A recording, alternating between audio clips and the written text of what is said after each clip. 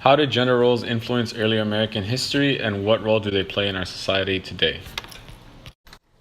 The line between gender roles in early American history was quite clear when in terms of the differences and similarities when initial contact was made between Europeans and Native Americans.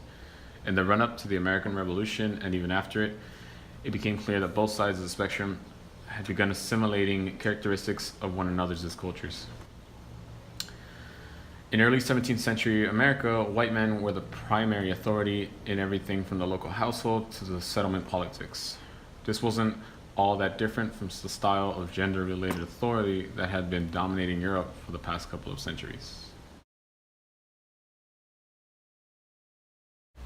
Looking at Kathleen M. Brown's article, The Anglo-Algonquian Gender Frontier, the case was not so much the same as in Algonquian culture.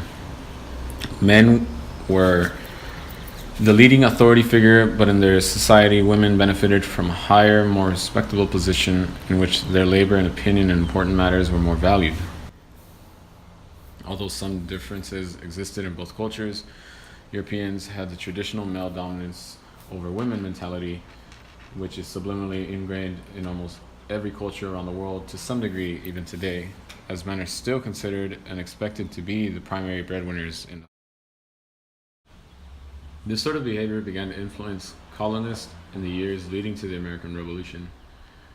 And although the traditional gender roles and standards were changing, according to Richard Godbeer's article, Sexual Revolution in Early America, during the late 1760s, more and more households were comprised of couples and families in which marriage was not yet official.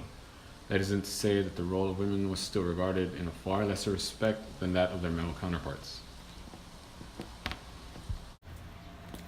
Women were expected to learn everything their mothers did, and from a very young age, sometimes even as young as 13, women were expected to be married and have kids.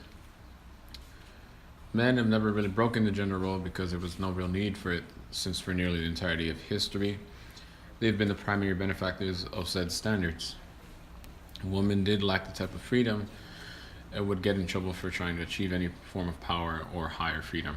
Women who attempted to break the gender roles were subject to public humiliation and were being labeled as witches. A quote from Samuel Chase's Baron and Femmes, a treatise of the common law concerning husbands and wives, written in 1700, states, "The law of nature has put her under the obedience of her husband and has submitted her will to his." As we live in the 21st century, life for both gender roles have changed tremendously. Women continue to take a more upfront role in the struggle to be viewed as equals in the workplace and in society. On June 4, 1999, the United States Congress ratified and passed the 19th Amendment, which granted women the right to vote.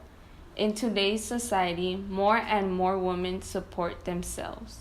This all revolves around the central idea of education.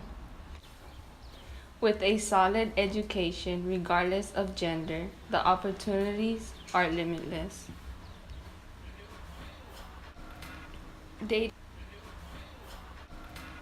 Dating back to early America, we didn't have this. Women didn't have the choice to attend school or work. The only option they had since growing up was learning how to be a successful housewife. In other words, they were mothers living in a house where all they did was clean, cook, and look after their children. In today's society, both genders have the right and ability to go into any field they wish. Social expectations of each gender have changed over time. The way gender roles are influenced are by culture belief that has been happening for over centuries.